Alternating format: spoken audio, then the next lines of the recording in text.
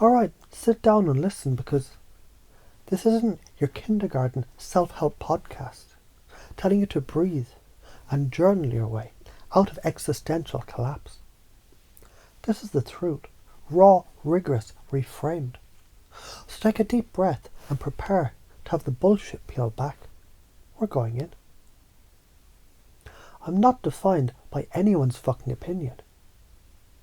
You're walking into a room, someone looks at you with the wrong face, and boom, your heart skips, cortisol spikes, and your brain says, this must mean I'm worthless.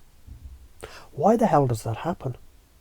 Because somewhere along the way, you got conditioned, not unlike a lab rat, to believe that feedback is judgment, it's a survival threat. Let me break the fuck out of that loop. Here's the deep structure of your belief system, broken into NLP-style modelling. Trigger. Someone's words, tone, look, or judgment. Internal strategy. You future-pace shame. You run a catastrophic simulation. They think I'm stupid. That must mean I'm stupid. Now I'm unworthy. Now I want to die or disappear. Meaning assigned. Their voice overrides your inner authority. Emotional outcome, fear, freeze, withdrawal, panic. Now let's burn that algorithm and replace it.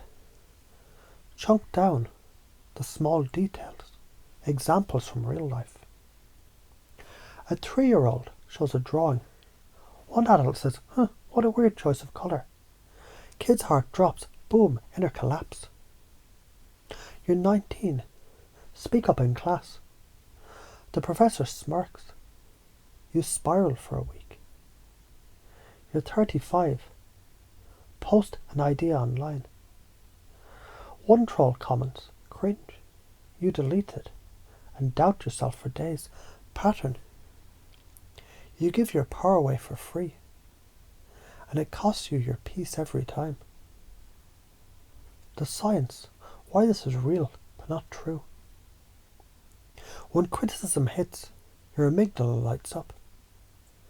It doesn't know it's just words. It thinks you're about to be exiled from the tribe, which in ancestral terms is death. But you're not in the tribe of spear throwers anymore. You're in a digital comments section. And most people's opinions are fucking noise, static, algorithmic bile. Neuroplasticity says you can rewire this response. If you rehearse new meanings, internally and externally, the nervous system catches up. Ask yourself, what am I valuing in this moment? You value approval. That's the old code. Now ask, what do I want to value instead? Self-respect, discernment, resilience, originality. And as you hear someone speak, you might begin to notice some part of you doesn't even care anymore, because deep down you remember. Their opinion is a reflection of their programming, not your truth. Let it loop. From now on, when someone gives you an opinion, visualize this. A toilet bowl labelled irrelevant noise.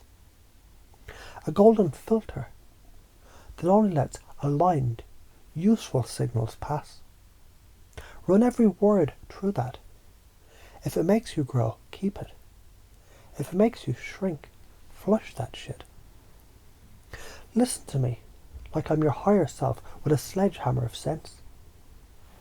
If you keep giving your power away, you'll keep living someone else's mediocre script. People will project their unresolved shit onto you forever. If you don't learn to separate signal from noise, you'll drop down into their static and call it identity. And that's not just a mistake. It's a karmic betrayal of your essence. You're not a fragile echo of others' opinions. You're a fucking tuning fork of coherence. Others vibrate, you discern. Others project, you reflect. Others judge, you transmute. Next time someone criticizes you, say this to yourself, silently or out loud. Cool story, Karen. I'll file that under unsolicited projections from people whose life I wouldn't trade for 10 seconds. Let it anchor. What you're already doing but don't know. You scroll past thousands of dumb takes every day. You ignore them. That's emotional sovereignty. You laughed at absurd YouTube comments. That's mental distancing.